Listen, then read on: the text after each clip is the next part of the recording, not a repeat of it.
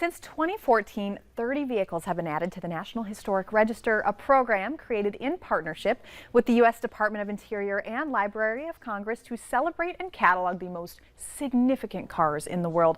Now, Jonathan and Diane are live at the National Mall in Washington, D.C. right now. Welcome to the show. Thank you. Good morning. Good morning. And so you have a famous car behind you. I'm excited to hear about it. What can you tell us? All right, so behind us here is a 1952 Hudson Hornet. And it's not just any car from the 1950s. This is the car that dominated her early NASCAR history. It had several podium finishes, but probably even more importantly to a lot of people, this is the car that inspired the character Doc Hudson in the movie Cars. Oh, I love that. So it's kind of cool nostalgia a little bit, but then of course you're bringing it more modern with that history.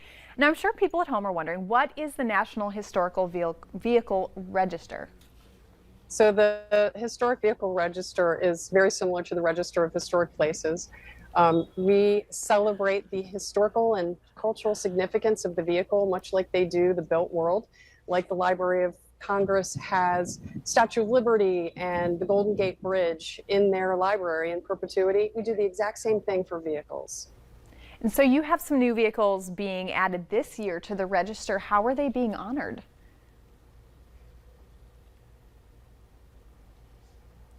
We're also going to be adding a Chrysler Turbine car, which this is a car from the 1960s that is powered by a jet turbine engine that Chrysler used as an experiment to test alternative propulsion for vehicles. And ultimately, it didn't pan out to make it into production, but it's just a fantastic example of jet age styling. And to your question about how are these being honored, it's all about bringing the history of these vehicles alive and sharing them with people young and old.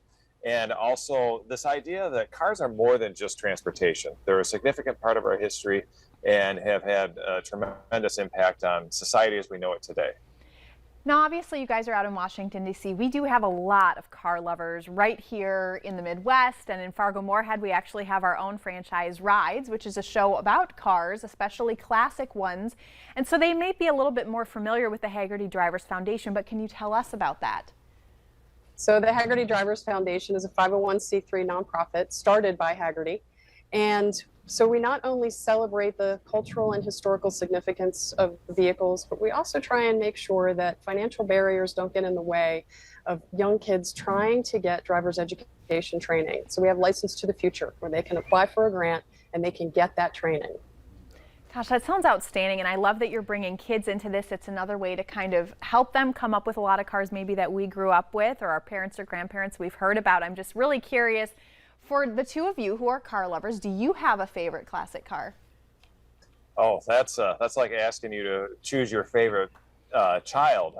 For me, I love Packards from the 1930s, but you know, I had the opportunity to drive the Hudson into the boxes we were setting it up, and it's just all about experiencing different types of cars.